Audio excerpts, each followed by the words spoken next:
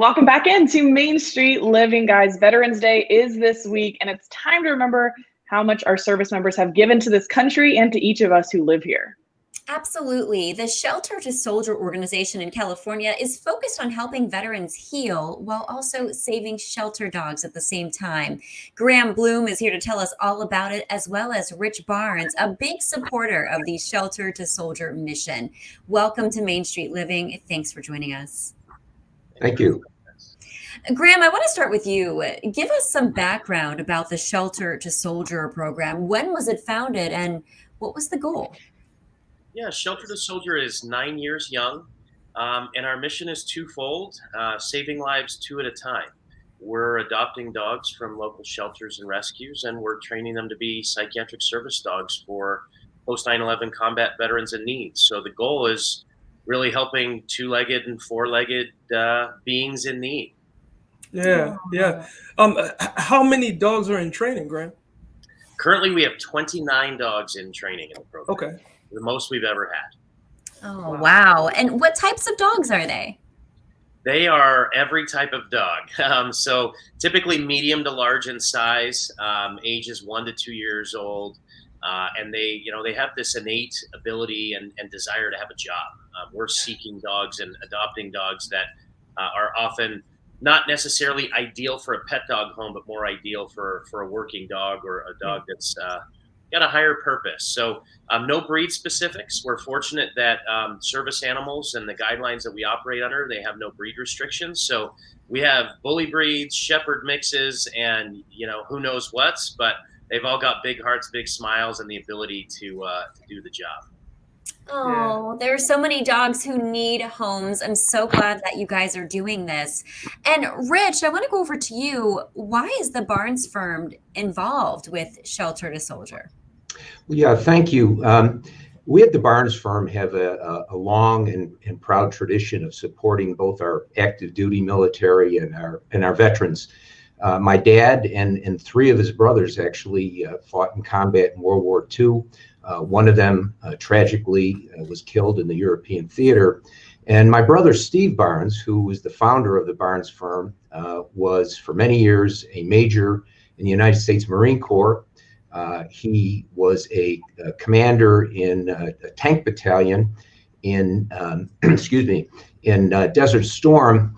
And we're personal injury lawyers. We have a keen understanding of the type of trauma and challenges that our returning veterans go through. And my brother, being a Marine, felt that this program would be a perfect fit for us to get involved with. And we've been doing it since last year. We are a sponsor currently of 2 of these wonderful animals. And we're also big fans of adopting rescue dogs.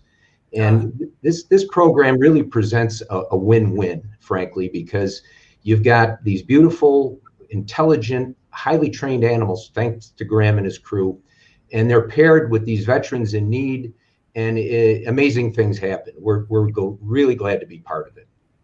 Yeah, that's got to be so awesome, especially for you guys over there, Graham, that you have a good partner, a good sponsor like that.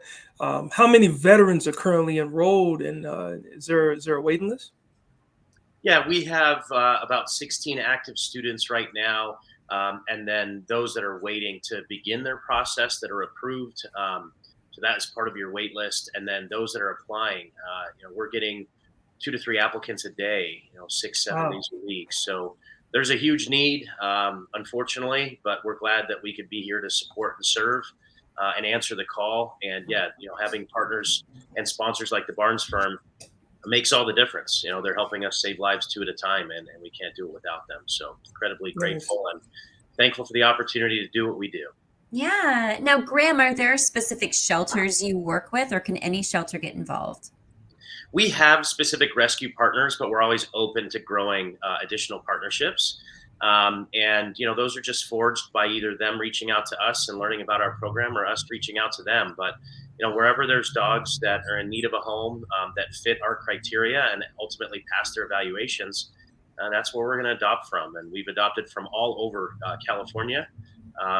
And we're just fortunate to have awesome partners that reach out to us and proactively recognize these potential skill sets and abilities in dogs, and ask us to come meet dogs often. And when that doesn't happen, then we just go out and go dog shopping. We go shelter to shelter, and we look through each of the runs and just go dog shopping. Yeah, it's always crazy. You try to say that multiple times. You just yeah. So Rich, going back to you and the sponsorship, how many of these pairings has the Barnes firm sponsored? Well, since last year, we have sponsored 2 beautiful dogs that are currently with veterans.